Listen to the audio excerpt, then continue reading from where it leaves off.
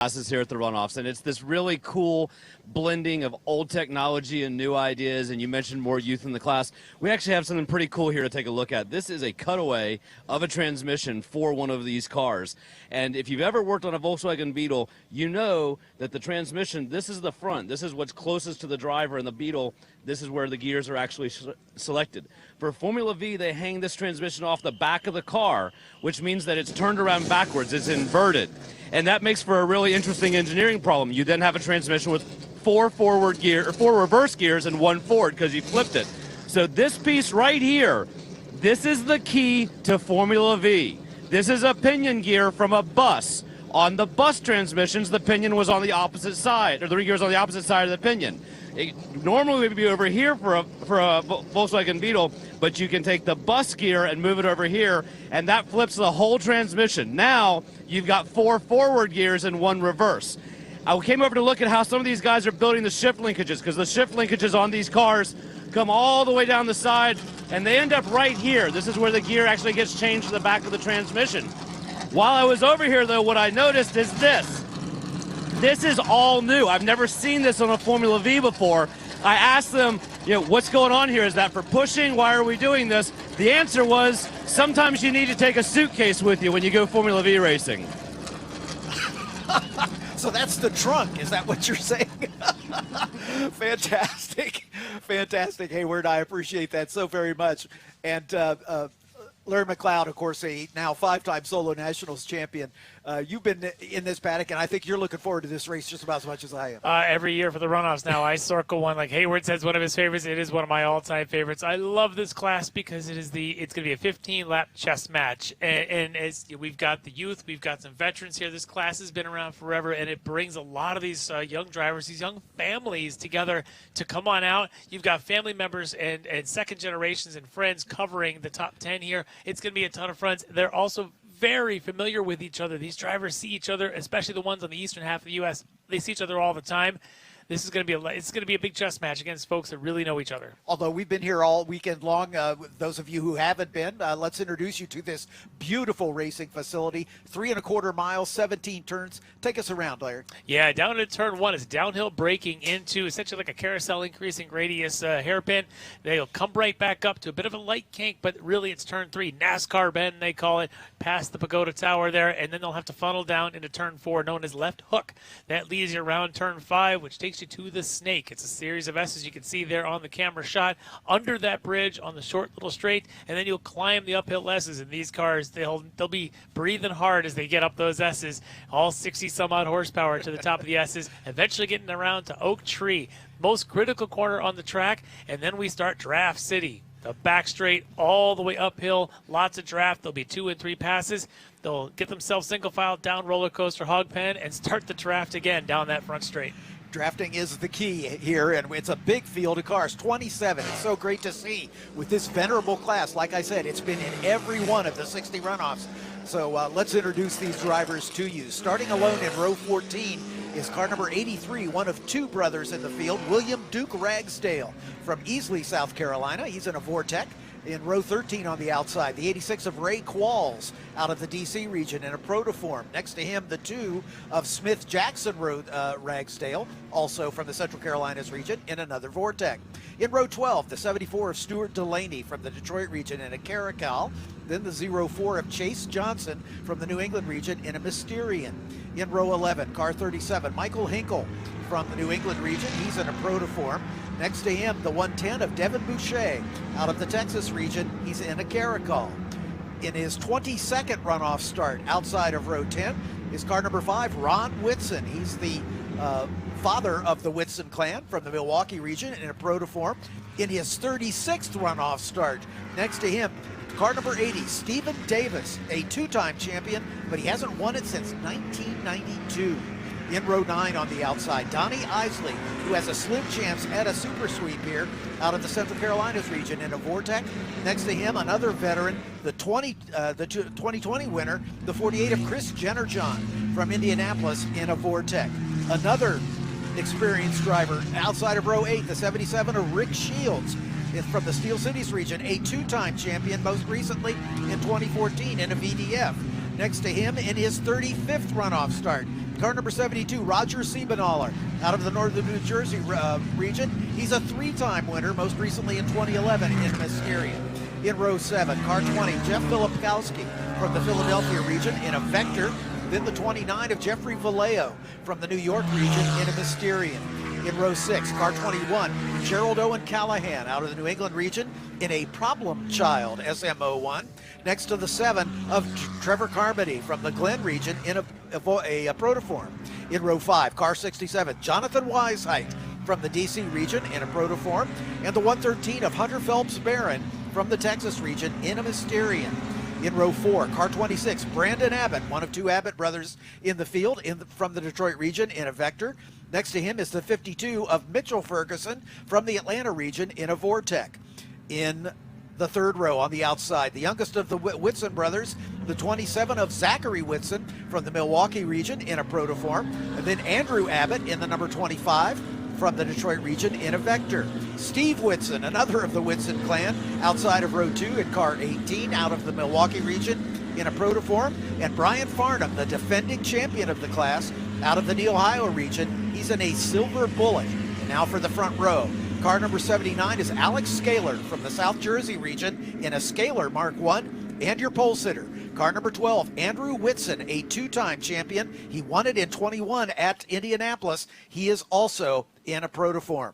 So, again, a mix of experience and youth, and the young guys are at the front. Yeah, watch the pairings try to match up and work with each other. You get Andrew Whitson, the 2-time champ. He won at Indy, also won at 19 right here in a fantastic race with his brother. In fact, was a part of that whole thing, Zach. And then, of course, you had Hunter Phelps Barron, who was in the middle of all that. Other pairings you got near the front, you got the Abbott brothers starting this thing on the 3rd row and the 4th row, or 2nd row and 4th row. So you got a couple of different families part of this thing. They know their ally is right there nearby. As long as they can end up in that breakaway, they can work together. And, of course, Andrew Whitson, the winner of the Tire Rack Pole Award, as he turned the quickest time over the course of the weekend, set his fast time on a Wednesday, on the 2nd day of qualifying.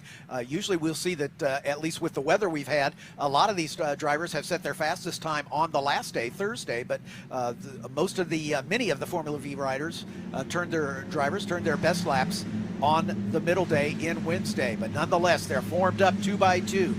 As these cars, almost no 2 of them look alike, as they are so widely varied in their designs. But the heartbeat, the Volkswagen 1200cc air-cooled Boxer 4, as somebody has climbed over the back of another car even before the green flies up.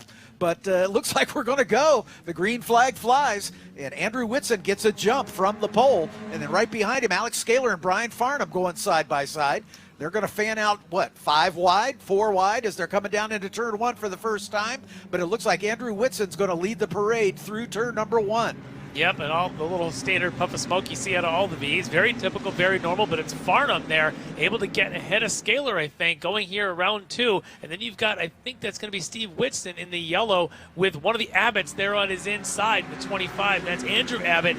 And then right behind him, another one of the Whitsons, Zach Whitson in the yellow with the blue trim. So you got 3 Whitstons up there in the front 6. And that's Alex Scaler in that kind of robin's egg blue car up into the 3rd spot as everybody's folding away. And we've got some contact as 2 cars off. One of them is the 21 of Gerald Owen Callahan. The other, the 77 of Rick Shields, a veteran. So Rick is going to have to chase from the back. I don't know if Callahan was able to get rolling again. It looked like he was headed toward the tire barrier. We'll get a replay of that incident as they were working their way through side by side. And then, yeah, I think a little nudge from the back. Callahan into the back of Rick Shields is what started all of that. Shields a 2-time winner in this race. Yeah, exactly. Callahan bounces off the tire barrier. Hopefully he's been able to get it going. Somebody's already off at South Bend as we got a car slow. That's one of the Ragsdales, I believe, in the 83. That's William Duke Ragsdale, who started at the back. That car rolled to a stop, and now he's got it rolling again. Yeah, a little bit of uneasiness here at the start of the race. A couple of offs, a couple of spins. You'll see Alan Estates, a quick replay here, coming up through the S's on the first time. Look, he just loses it there at the top of the S's, and then even gets a little bit tangled. I can't tell what number that was. I thought it was the number 5, if memory serves. That might have been Ron Whitson. Ron. Yeah, but we'll check it out. But we're going to stay green here as everybody's been able to continue. Gives you some indication of just how rugged these cars are. They can take that kind of bump and still go. All right, so now as we peek back to the front. Alex Scaler, who may have probably the raw speed, one of the fastest in this field, but it's hard to get away. Last year's winner, Farnham, who did get away and take that win. And behind him, it's Winston, Abbott, Winston, Abbott. So right there in the next 6 behind him, there's a whole lot of familiarity, as I say. Some of these guys sleep in the same camper out here for the runoffs. But I'll tell you what, once that helmet goes on, they may as well not even be related. I got some stories about how these guys have real rivalries. Yeah, exactly right. Ducking down to the inside, one of the Abbott brothers, but not able to make it happen. But Farnham now to the point as Scaler went a little wide on that first lap, or first turn, should I say. And now Scaler's fighting for third as he dives back down to the inside. Looks like he might be able to hang on to that. And Steve Winston there in the 18, one of the yellows. So the Winstons don't run the color coordinated. There you get Steve in all yellow, you get Zach in the yellow and blue, and then of course you get Andy in the red and white. He's currently in 4th. But Farnham out in front, Scaler, all these are very young drivers. We talk about this class being so, I say old, right? It's been around the beginning of the runoffs, but all these drivers in the front are, I think they're all sub 30 or in their 30s and younger. These are not the older drivers. This is the young generation really learning this racecraft. And you can see these cars are sort of, they're almost like they're magnetic. They glue together in packs because drafting is so important. Remember, these cars have very little horsepower. They have no wings, as we're going to go full course yellow here, as it looks like we've got a car off somewhere. As you can see, the leader, Brian Farnham, put his hand in the air to signal to the drivers behind that he was going to get off the throttle. And even in the yellow, we've got a second spin. That car was off there as well. It's the 30 car that's rolled to a stop. That's Donnie Isley, who's in his 18th runoffs. Donnie has raced a lot of other things, but he's come into the Formula V ranks here. I think you were saying he might be super sweep eligible. Not so sure he's going to do that here. Sure doesn't look like he has a distant opportunity for a super sweep if Andrew Whitson doesn't win, in fact finishes P3 or worse, but it looks like that's not going to happen. Andrew Whitson, the pole sitter, still can take the super sweep with a win here. So all right, so if we are gotta collect things again, which means that breakaway front 4 suddenly lost that lead. I'll tell you who's happy about there are going to be folks like Hunter Phelps-Barron, who was a part of one of the greatest V finishes right here at VIR in 19. He's really going to be happy that he closed back up on this Winston, Abbott, Farnham, Scaler pack that had broken away. Okay, we're going to get... this is a replay again. So the car that's off is the number 21. We mentioned that of Gerald Owen Callahan, and we thought he might be able to get going again, but apparently that is not the case. And his car off to driver's left there, just at the exit of the right-hander, coming after the left hook, and that's definitely in an impact zone. So they want to take time to get that car out of harm's way. Yeah, his car, known as the problem child right now, is sort of the problem child. Sorry, Jared. It was right. It was just too easy for me to put that one out there. Rough end to his day there on that opening lap. But this will bring the whole field back up. Now, earlier this week during qualifying, that Wednesday qualifying was very chaotic. They had a full course yellow. They went to release the pack, and it was a bit of confusion whether or not during qualifying they were going to go green at that moment or not. And again, the timing stripe for qualifying was back at the South Tower. Middle pack of the field thought that green had come out, started to go. They went 5 wide while the front of the pack is looking in their mirrors going, oh no, because we're not green. Yeah. Clearer heads prevailed. They were able to get things straightened out. They might have gotten the stewards kind of a little slap on the wrist, talking to them, warning them. But so they've been through this already once this week, coming out of these yellows. Everyone's going to have that fresh in their mind now as we go yellow in another lap or two. Exactly. And while we're yellow, let's just take a brief break here to Whitson in the 27 in the 5th spot, Brandon Abbott. As we've got the winner of the Sunoco 260 Tuesday winner. That's a kind of a great promotion that Sunoco puts together for 15 gallons of Sunoco race fuel. It's the driver who on the first qualifying day, who's the last 3 digits of his qualifying speed gets closest to 2, 6, and 0. And the winner of the Sunoco 260 award was Devin Boucher in the number 110, and his time was a 2:19.242. So he got pretty close to 260, and Devin, like I say, wins that 15 gallons of Sunoco race fuel. So we've got the shot here of Andrew Abbott at 25. I thought he was running up in the top 7. You can see him a little further back there. Right in front of, I want to say that's the 110 that he's sitting there in front of, which would be Devin Boucher. Yeah, he's 18th. Yeah, and so something happened there right before the yellow came out that has put him further back. So brother Brandon's going to have no buddy partner there in the group that he's familiar with. He's going to have to find a different friend to work with in this front pack. Exactly right. So again, this yellow is going to pack the pack up. We had kind of a 4-car breakaway just before this yellow flag came out. So this is going to pack everybody up, and we're going to do it all over again. But this time it'll be a single file start, and you can bet it's going to be a big draft down into turn number 1. The 110 we saw there, Devin Boucher, we mentioned, the Sunoco Tuesday winner, the Sunoco 260 Tuesday. A couple other contingency awards, and one of them is the car that's off, so let's give him a shout out. The Hawk Breakthrough Performance Award, which is given by Hawk Brakes for the driver who makes the biggest improvement in positions in his qualifying position from first day qualifying to second day qualifying, and he made up a bunch. He made up 15 points, did Gerald Owen Callahan, to win us a free set of Hawk brake pads for either his race car or his street car. And unfortunately, his day came to a premature end with that trip into the tire barrier on lap number 1. All right, so you've got some folks with experience in the middle of this field right now. Of course, you've got a 3-time winner out there, Roger Siebenaller, right in the middle, at the heart of that field. So you can see him with the all-white car, which is a little bit of a red nose on it back in there. Of course, you got Hunter Phelps Barron back there right now in 9th. You got Chris Jennerjohn in 16th right now, and he just ran a race a little bit ago. Spec Racer Ford had to get out of that car, hop into the V, and go run another one almost back-to-back. So he's had a busy afternoon. And, you know, another driver that, again, we talked about some of the inexperienced drivers in the field. We've got a couple we have a total of 4 drivers making their first runoff starts.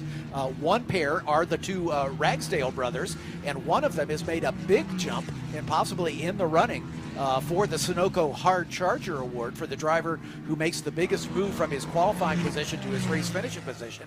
And that's the number 2 of Smith Jackson Ragsdale, who started on the next to the last row in 25th starting position. He has moved his way up to 14th. Wow. So that's a big jump for him. That's a great start for him and his first trip out here to the runoffs. And knowing how Formula V's go, I don't think this will be his last trip. You can see him right there in the middle of the field. Yeah, he's got the sort of Marlboro-looking livery, McLaren livery on that car, as the field still weaving away behind the safety cars. Again, we'd like to give a shout out to Sport Durst Mazda in Durham, North Carolina, making the safety cars, or pace cars, available to us for the weekend. Thank them, and of course thank Mazda, who is very invested in all things SCCA. I think the statistic is still very much true. There are more Mazdas raced on any given weekend than any other brand, probably all the rest put together if you get frank with it. And so it's great to have Mazda's longtime support, and thank them for providing the safety cars for the runoffs. You can see the field weaving back and forth as we're hoping to go green this next time by. We don't have confirmation on that from race control just yet. So you watch everyone just keeping a little bit of heat in their tires. See Scaler doing a little bit of zigzags. Of course, the nice sweepy back and forth of Steve Whitston. Everyone trying to find a way to keep heat also in the brakes. You got to really be cautious of how you manage the brakes. Traditionally, these cars had the old Volkswagen drum brakes, but you can almost see the shiny inside of Brandon Abbott's car. They did a couple years ago allow the disc brakes on these cars, and a lot of the drivers have gone to them, just probably for the consistency. Lights are out on the safety car, so it is restart time as we are completing lap number 4. We will be going racing once again. These races are 15 laps or 40 minutes, whichever occurs first. And I think we'll get all the laps in, assuming that we can stay green the rest of the way. Let's talk about those brakes. They just might need them going into 1 because we might be 3, 4, or even 5 wide here, as everyone may think, okay, there was a breakaway before, I got to be in the next one. Brian Farnham, you can see that start banner off to his right. He can accelerate anytime he wishes once he passes that acceleration zone, and then once he does, the green flag flies and everybody can jump out of position, but not until the green flies. And there it is. We assume, we didn't see the flag itself, but we had a couple impatient drivers try to pull out maybe a little bit early, but there's the 12 of Andrew Whitson, your pole sitter, and he's trying to make up some ground as he goes around the 79 of Alex Scaler. Not quite gets around Scaler, but he does slot into 3rd spot, so he's picked up 1 spot. Yep, Steve able to let him through. So you got Whitston in red and white, Whitston in all yellow, Whitston in the yellow with the blue, right in a row in front of one of the Abbotts. So it is now Andy Whitston, who is the two-time winner of this race. So he's now leading the Whitston charge, trying to catch Scaler, and then Farnham, of course, the defending champ, in the orange car out in front. This was the trouble spot on the opening lap, but so far everybody making it through okay. There's the 113 of Hunter Phelps Barron. He had a good restart as well, as he's up inside the top 10. As we got a little more aggressive smoker than we normally see as they're working their way through. And again, like I say, they form into packs so that they can start drafting and work their way forward. But at the front, Brian Farnham in that orange number 15 continues to show the way. Alex Scaler right behind him.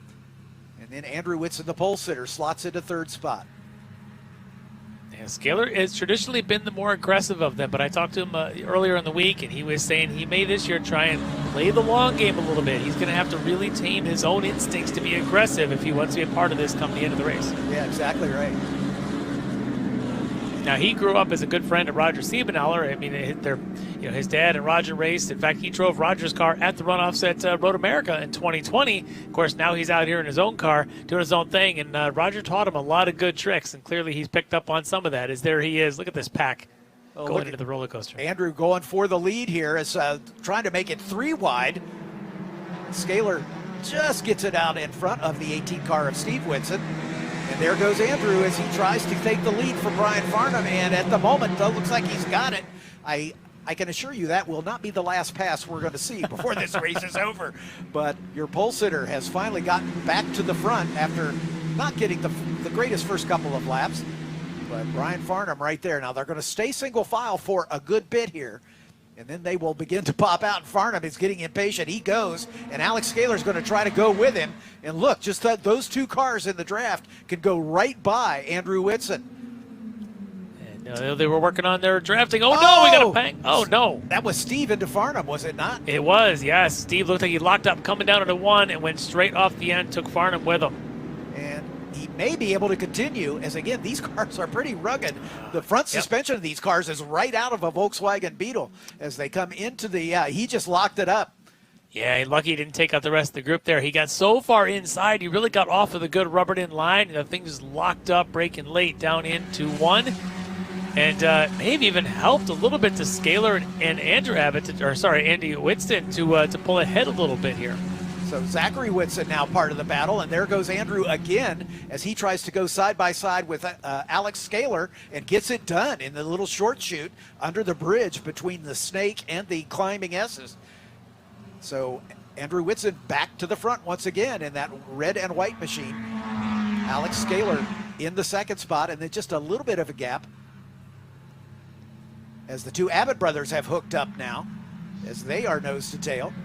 Well, 27 of Zach. Oh, no, sorry. That's Zach Whitson, who just spins. Who spins right on cue. Oh. Zach does a little pirouette in the dirt at Oak Tree, but then gets right back on it. But he's going to lose some more places. It takes a while to get that car back up to speed.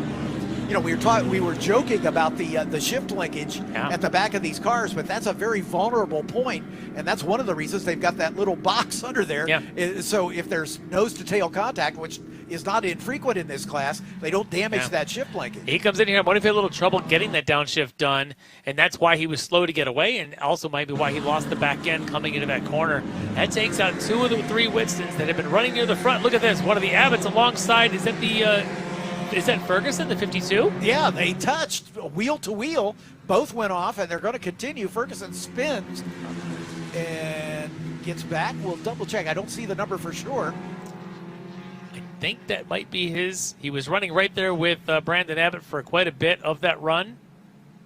And Mitchell looks like he is, maybe feels like he's got some damage. He's not trying to rejoin. So we now have a 2-car breakaway at the front here with all of this action as Andrew Whitson and Alex Scaler putting a little distance between themselves and the 3rd place runner, Andrew Abbott,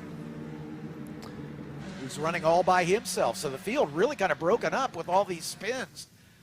Oh, again, a little chaotic back in the field here as the other Abbott is right in the middle of it. I saw Siebenauer. Oh, no. We've got another incident happening off the inside of 1. That's the 2 of Smith Jackson Ragsdale. Oh, that's his second spin as he had a problem. No, sorry, that's the other Ragsdale.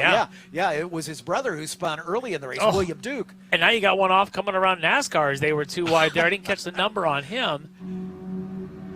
Man, this is more off-course action than we've seen in a Formula V race in a long time. It's the 80th Stephen Davis. Yeah, Stephen Davis, a veteran. Yeah. Stephen Davis in his 36th runoff start. A two-time champion, but way back in 1992. Yep. So you got some interesting pairings out there now. It looked like I saw Farnham, defending champ, hooked up with Siebenthaler in the middle of this field. But out in front, Scaler, and look at the slide. Another one of the... a bit of a break or a turn-in issue there for Andy Whitston. Same thing that his brother just had a lap ago. These cars are so unusual. We're so used to seeing open-wheel cars with big fat tires and wings. And these have the skiddiest tires in all of SCCA road racing. And there's Farnham. No arrow, and Farnham has spun it. He was in the lead here for much of this race before the yellow. Man, this is just crazy. So we're seeing some really experienced drivers going around here. And that is just something we don't often see in one of these races. Yeah, they got, all of a sudden, it's like the full moon just came out. It was out last night. I think it's still out here early this afternoon. These two, though, are just fine. Let the chaos happen behind them, and these two just want to run about 7 more laps and then turn it on and figure it out. But look at Andy Whitson just drifting that car down around Hog Pen. This one here, Andy Abbott, he was on the podium last year. Andrew would love to have the two in front start to battle a little bit and make it a 3-horse race. Last year, he and Zach Whitston were paired up trying to catch Farnham. And here's Abbott again, Andrew, trying to chase down the front two who are out in front of him. He always seems to be in the mix. He had the similar situation at Road America, as I mentioned last year. And here he is again saying, oh, man, this gap. How come I always end up on the wrong side of one of these gaps? Here's a great three-way battle. Hunter Phelps-Barron, Jonathan Weishaupt, Jeffrey Vallejo, all in a bunch. The 67 of Weishaupt at the front of that field. And then the sandwich in between is Hunter Phelps-Barron. Jeffrey Vallejo right at the tail end in that green Mysterian. They work their way through NASCAR. Vallejo, a stablemate of Scaler, who's running up in second. I think he may have picked up a few things from Alex, and he's running very, very well here in the top 6. Again, the little puff of smoke, nothing to be concerned about. These are, after all, Volkswagen Beetle motors. They've been around for a long time. And occasionally a little puff of smoke out of them is pretty much standard procedure. Yeah. But here's the lead group. You can see the two of Whitson and Scaler. Then Andrew Abbott kind of by himself, and then this three-way with Jonathan Weishaupt, Hunter Phelps-Barron, and Jeffrey Vallejo in that order. You get a real sense of how little tire these things have under them. And you can see that view as they're coming up. They're just almost like little bicycle tires, these little 4-inch tires with these little cars. But it's not about extra rubber. It's not about loading up. It's not about horsepower. It is all about that chest match and that delicate balance of just gliding these cars around and carrying as much momentum as you possibly can. I can remember it wasn't that many years ago when they ran a treaded tire. They've only been on slicks for the relative, as far as the history of this class goes. The relative recent history is that they run on slicks. Yep, that looked like Michael Hinkle, Stephen Davis, Chris Jennerjohn in that sort of grouping up in there. Jennerjohn, as I mentioned, a veteran of this class, and look at that threesome going up the hill there, 3 wide. That's the other Abbott, Brandon Abbott, as he has recovered after he fell back early, and he's doing battle with Zachary Whitson in the 27. Oh, Andrew locks up to avoid going into the back of Zach Whitson. Yeah. And Roger Siebenthaler was at the tail end of that, and Siebenthaler now picks up a couple. Yeah, he kind of checked up a little bit. Brandon was caught out by it. Luckily, didn't hit the back of him, but he does lock up, lose a little bit of position. He's going to have to get that momentum rolling again. We get a replay of that as we come up right at the braking zone at the end of that long straightaway, Madison Avenue they call it, and he just didn't want to jump into the back of Zach Whitson, so he backed out of it, and that caused him to spin. And then that trio that we've been talking about, there's a change there as the 113 of Hunter Phelps-Barron goes around Jonathan Weishaupt. Weishaupt now the meat in the sandwich between Phelps-Barron and Jeffrey Vallejo. These guys are losing ground to the group of the Andrew Whitston and Alex Scaler out in front. Those two are running high 16s. This group is running 18s. They are not yet going fast enough to keep up. Interesting, though, is Andrew Abbott, sitting in third, is actually running slightly quicker than Andy Whitson and Alex Scaler out in front. So Andrew Abbott has not given up on this, and with about 6 laps to go, he's going to do what he can to run the pace and hope that Scaler and Andy Whitson start fighting up in front. Yeah, he's got 4+ seconds to make up, so it's going to be a tall order if it stays green. But we've seen stranger things happen in this race, not only in a Formula V race that we normally see. As this trio, one of the best races on the card between these three. Yeah, at some point these three are going to figure out that they're not catching the front three, and it may be time to go gloves off. I'm not sure how many more laps it's going to be before they figure it out. And this is another pack. Look at that Farnham, your defending champ with Chris Jennerjohn, another one of the fast ones out here. Farnham on a bit of a recovery drive. I'd be looking for him to maybe try and be ahead of this group, but he's all the way down in that top 15. Yeah, was that Stephen Davis at the front of that group? Yeah. He had an off as well. Farnham had a spin, but again, these cars are pretty rugged, and despite the spins and the on-course excursions, you see it happen. And here we go once again with Hunter Phelps-Barron in front of Jonathan Weisheidt as they come down the roller coaster. Phelps-Barron really hit that perfectly as he was able to open up some ground now. Hunter did a great job of getting that thing turned in, holding that momentum, and that's what these cars are about, is about that momentum. Look as he goes down the hill, little twitches, little twitches.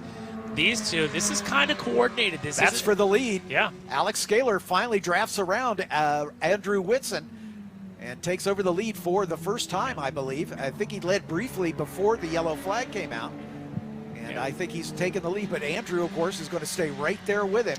Yeah. As they come into the NASCAR bend. That's less about the aggression, stealing the lead, and more about, like, I've got to run. Okay, you take your run and go, because they know that Andrew Abbott isn't far behind, and Andrew wants to make up some ground. So these two are going to try and continue to coordinate to be faster as a pair than they would be by themselves. Yeah, their last laps were in the high 216s. Andrew's last lap, a 218. Yeah. So at the moment, he's not much of a threat, but anything can change here. As there is Andrew Abbott. He can certainly see those cars out in front of him, so he has plenty of motivation, but he really needs a drafting partner. Running solo like that, he really doesn't have the momentum, as it's all about momentum in these cars. It really is, and all he can do is just keep that foot planted to the floor as much as he can and hope the two in front have maybe a couple of slow corners. 6 seconds is a long ways in a Formula V. Andrew Abbott in his 14th runoff start. He is still looking for his first win. Neither of the Abbott brothers have won a gold in this class, but Andrew, better than his brother, he has 3 podium finishes to his brother's none so far. Once again, the battle for fourth with Phelps-Barron in the 113. Jonathan Weisheidt, Jeffrey Vallejo. Different racing lines. They each take a little different approach to the exit of Oak Tree, arguably the most important corner on the racetrack, because it leads onto this huge straightaway uphill, which you know, these diminutive little Volkswagen motors, what, 60 horsepower, yeah, probably on a good day, really are breathing hard by the time they get to the top of the hill. And there he gets the benefit of the draft for Weisheidt, able to get around Phelps-Barron for that position because he had the draft all the way down. But look at how much speed Phelps-Barron, the 113, carries into that corner. Clearly is the one more smooth entering that. But again, these are V's, right? Draft is everything. So all the other guys have to do is to stay within a second, and they'll make that back up. Vallejo and Phelps-Barron both in the Mysterians. Weisheidt in the blue car at the front now in a protoform. All just slightly different, a slightly different interpretation of the rules. You know, in some of these cars, you know, the Scaler is probably a one-off that they have built or modified from another chassis. But here comes Vallejo. He decides he's going to try to make a move and try to get alongside the 113 of Phelps-Barron, but not quite able to do that. Phelps-Barron a little better on the brakes in that run into turn number 1. They gotta watch their mirrors, because here comes Zach Whitson, and he is faster than that group in front, and Roger Siebenhaler coming right with him. Yep. And then you've got a Brian Farnham just a couple seconds behind them, and obviously he's very quick, defending champ. So this fight of 3 may turn into a fight of 6 very quickly. Yeah, you can see Zach Whitson in that blue and yellow, number 27. There he is going away from us, and that's Roger Siebenhaler, one of the more experienced drivers in the field, a multiple winner in this class, wins 3 times, but interestingly, he hasn't won in 12 years. 2011 is the last time Siebenhaler was on the top step of the podium. Well, he's watching one of his proteges here, Alex Scaler, just wheeling that thing. Great shot by the cameraman coming around Oak Tree Bend. You can see Alex just flinging it, just kind of holding that wheel in a couple of spots to get it. And look at a little bit of weave to try and break the draft. Andy Whitson out in front. I just don't think you can in these cars. I think he's going to be stuck having a bit of a chess match fight on his hands come the last lap. Yeah, we're working race lap number 11, so when they complete that, we'll have 4 to go. As we can see, there's Brian Farnham. That orange livery gives him away right away. Back in 9th spot after his spin there at Oak Tree a few laps ago. And he's been picking his way back forward. He's about 4 seconds behind Roger Siebenaller. But here we go again, and you're right, it's now a 4-car battle as Zachary Whitson is now making it a 3-wide battle into... Oh, no. Oh, Zach is going to go into the tires. Man, he was trying to make a move to the outside, and I think he checked up because he was afraid he was going to run into somebody. I hope and he can get out of there. Yeah, that got him out. I hope he can get out of there. Yeah, if he can get out of there, that's good. If he can't, oh, boy. Oh, he is out, but the car is still there. Let's hope, let's see what they decide to do with that car right there at the top of the roller coaster. At the moment, they're letting them play. Nope, here comes the yellow flag. And if the last yellow is any indication, we get a replay of what happens. There's Phelps Barron. Right behind him is Vallejo. And then Zach goes. Vallejo just never saw him. Yeah, Vallejo didn't realize he was there. Yeah, he was on the right, did not see on the left that he was going to be coming. And unfortunately, they both tried to occupy the same place when they got around the other car. And all right. So. Yeah, that was the problem of Zach Whitson coming up so quickly and making up the ground. Vallejo had no idea that he was back there. Probably the last time he looked in his mirrors, he was a distant memory. All right, well, this changes everything. We had a 2-dog fight out in front. Now we were down to 3 laps to go. Between just these two, there's going to be a big crowd. Yes, if you're Andrew Abbott, if you're Hunter Phelps Barron, if you're all these other drivers that have been fighting there behind them, suddenly you're licking your chops. Yeah, everybody is cheering on the track crew to quickly grab that car and get it out of harm's way so that we can get this race back underway before we have to finish behind the safety car. Nobody wants to see that. So race control, I'm sure, is telling the safety car, slow down, take your time, we're in no hurry. Andy Whitston's saying, let's go, let's get yeah, out Whitston's of here. saying, there's no way he can get that car recovered, you know? Yeah, he said, that's my stupid brother, whatever, leave that car there. Yeah, I hadn't even thought about the brother scenario here that this yellow brought out by his brother could be a long winter if this doesn't go his way. Exactly right. Ooh. I had this all in hand, and then you had to throw it off the track. Yeah. But you tell you what, if you're Andrew Abbott, you've got to be loving this. You were sitting there watching those guys walking away from you as much as about 7-8 seconds and thinking your race is done. You're going to have to settle for third. And now you may get an opportunity for a 1 or 2 lap sprint. We'll see how quickly this crew. You can see the passenger in the safety car signaling to the crew to get over to driver's right because the safety vehicles are going to be coming onto the track from their left, or from their, he said go to driver's left, sorry, because the safety vehicles are coming on for driver's right. Strike that, reverse it. Yeah, exactly. There's this 72. Yep, a couple of big champion names Roger there. Siebenaller. Yeah. 26 of Brandon Abbott, who's now back into the frame. Stephen Davis in the 80 there behind him. There's the 74 of Stuart Delaney. And he is 14th runoff start. It's funny how those names that we were talking about, wow, this one spins, that one spins, but yet at the end of the race, you're watching names like Stephen Davis, Roger Siebenaller, Brian Farnham suddenly creeping back up into the top 10. Suddenly they're in the top 10. Do. Yeah, how does that happen? They are good. Yeah, for just about any other class, if you have a spin in any of these races, you're destined to barely finish on the lead lap. These guys, have an off-course excursion and they find themselves back in the hunt for a top 10. I love how durable these cars are, though. There's been a lot of contact today. Probably not ideal, but a lot of them may be able to just get back on the track and keep on going. The alignments might be a little bit off, but very durable little cars. Great economical race cars that just produce fantastic racing. Yeah, this was Formula V was all about entry-level racing back in the day when the class was designed, if you will, and it has its genesis, the base of the running gear, at least the engine and the rear suspension and the transmission, all from the Volkswagen Beetle. The front suspension lifted from the Volkswagen Beetle, but the actual frame of the car is custom, and that's built a tube-frame chassis, basically built by all of these various manufacturers. And it's just a cornucopia of different designs. So they all have a little different idea of what makes it happen.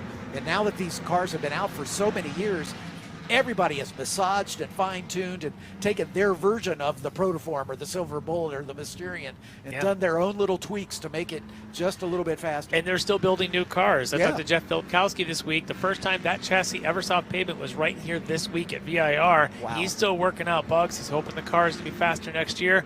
Last night, he was replacing the oil cooler on it for the second time this week.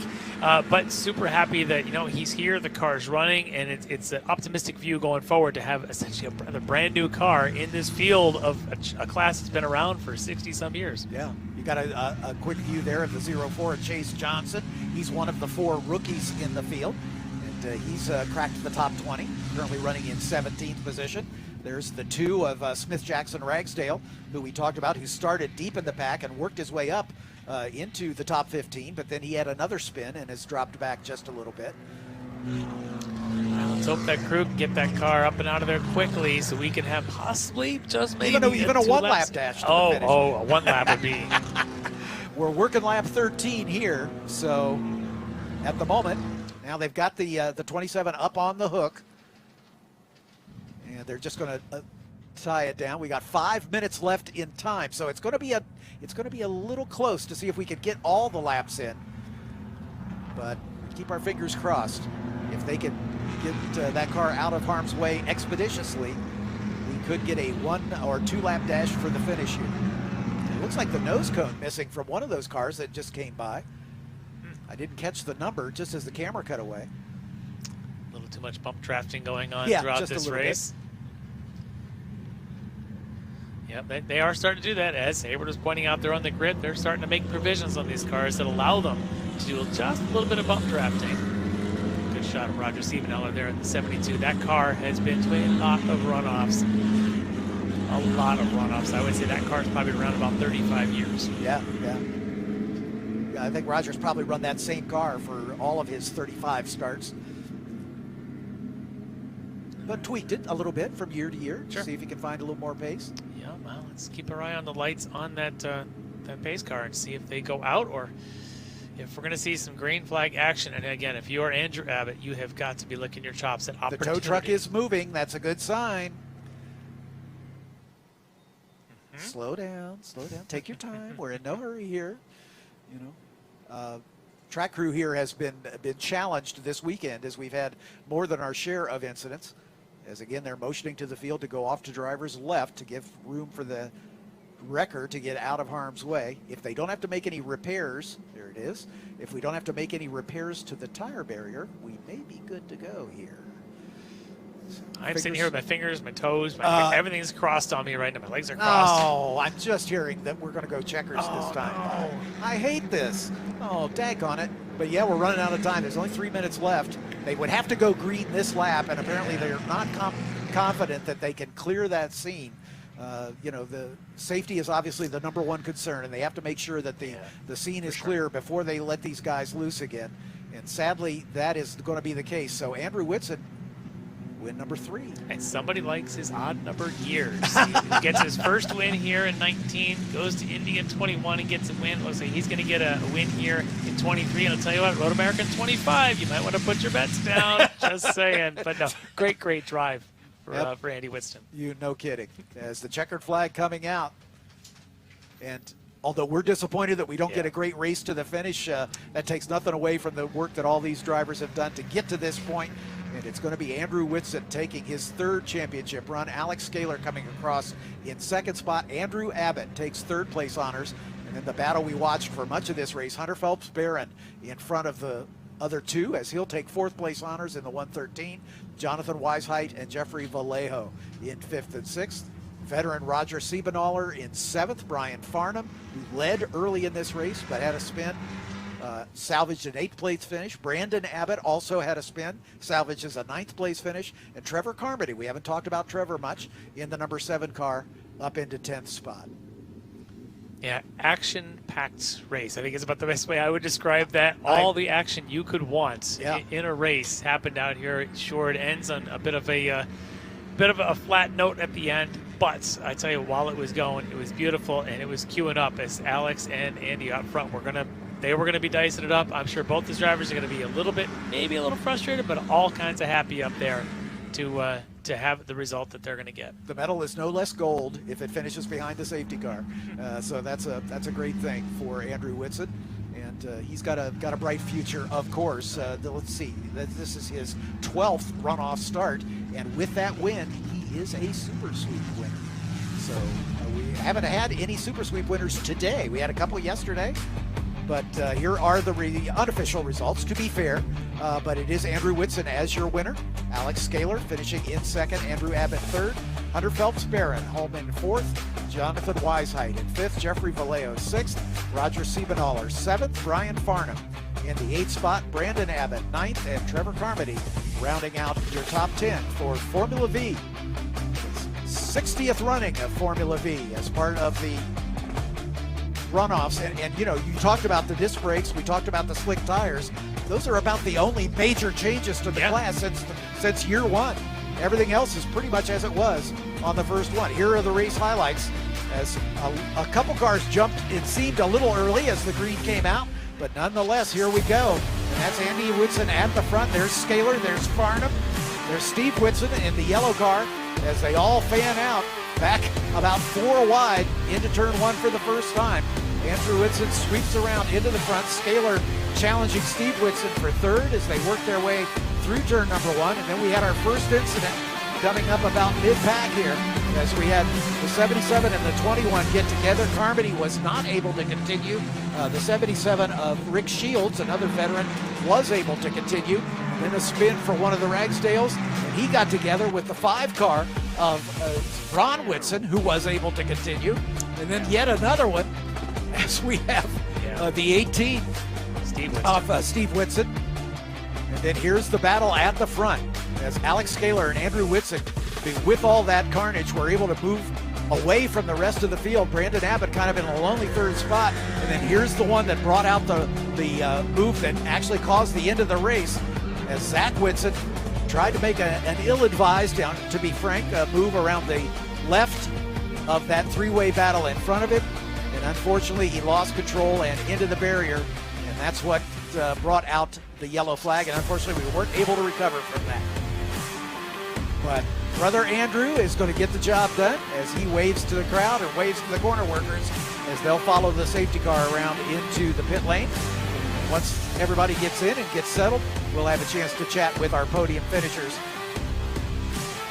for this one, the 60th running of the Formula V's as part of the runoffs.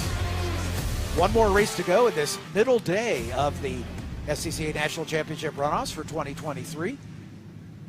As you can see, the shadows beginning to lengthen as it's coming up on 4 o'clock local time. But we've got a full slate of racing tomorrow, rounding out the day tomorrow with the second race of the weekend for the new Spec MX5 class, which will be part of the national competition, runoffs competition, starting next season.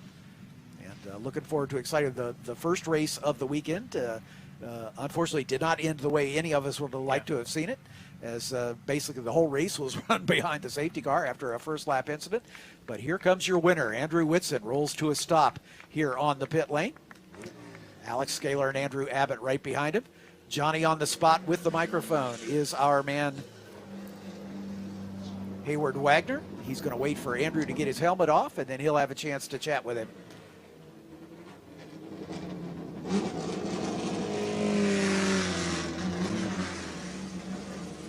Hayward, take it away whenever you're ready, my friend. Andrew, I'm sure that's not the way you wanted to see that race end, but it is a national championship. How's this feel? Yeah, it's just it's a little bittersweet. It's just a brutal way to end a race. Me and Alex were having such a great battle. I feel cheated that we didn't get the finish, and I'm sure he does too. I feel horrible for him, but it was a fantastic race up until that. We were flying, and I couldn't get any ground in between us, so it would have been fun, but it is what it is at this point. Huge thanks to Dad. Mom, obviously, my wife is patient, lets me do all this racing. All the family that comes out and helps, Uncle Bob.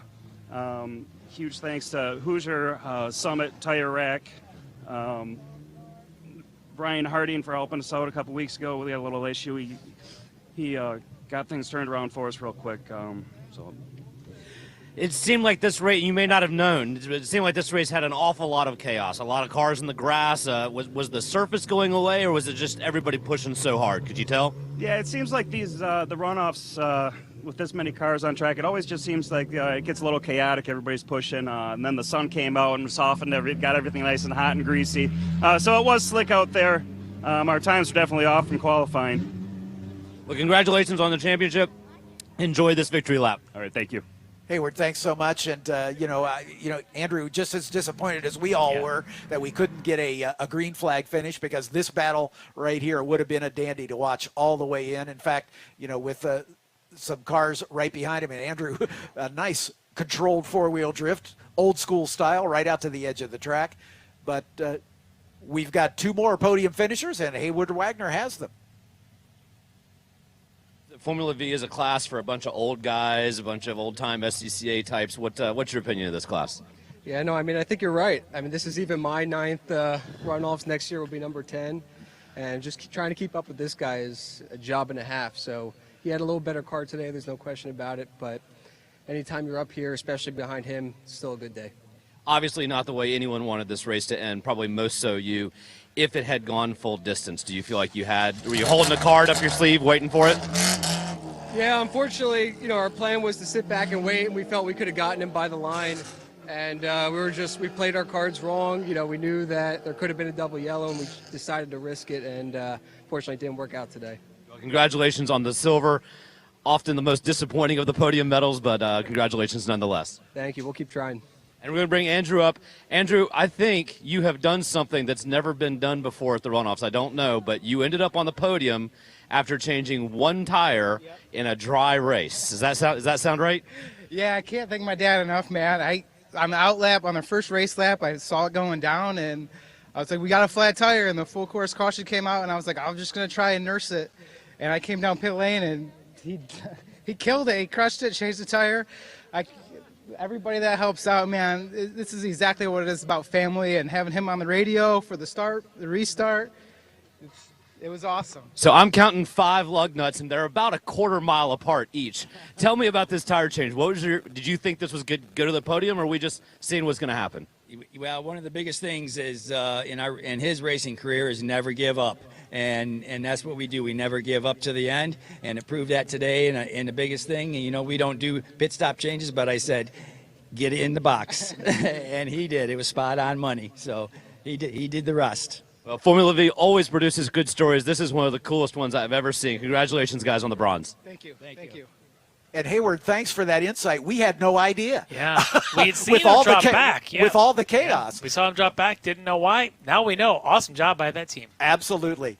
So as Andrew Whitson takes his honorary victory lap, and you can see the corner workers saluting him, we'll put a pin in the Formula V race for this year. And there'll be another one next year, and the year after that, and the year after that. This class is evergreen. We'll see it for as long as they have the runoffs.